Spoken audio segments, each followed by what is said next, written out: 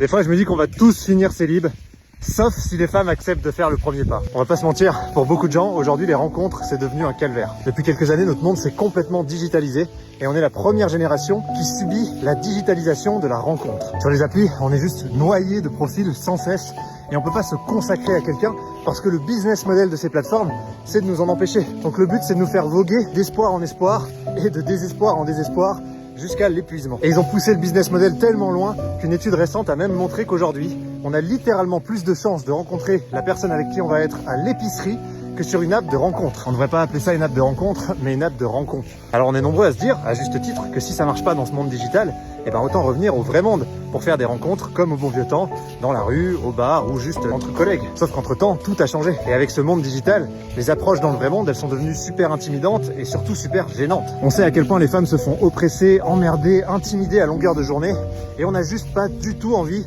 de venir en rajouter une couche ou d'être maladroit. Et on est littéralement des millions dans ce cas-là. Je crois pas que ce soit nécessairement une mauvaise chose. C'est bien que les hommes apprennent à se tenir. Mais alors, comment on fait des rencontres dans ce bazar?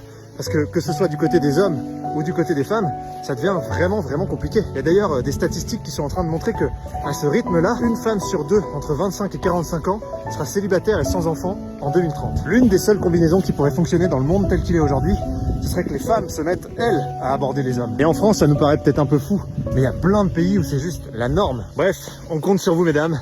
Sauvez l'amour. Faites le premier pas.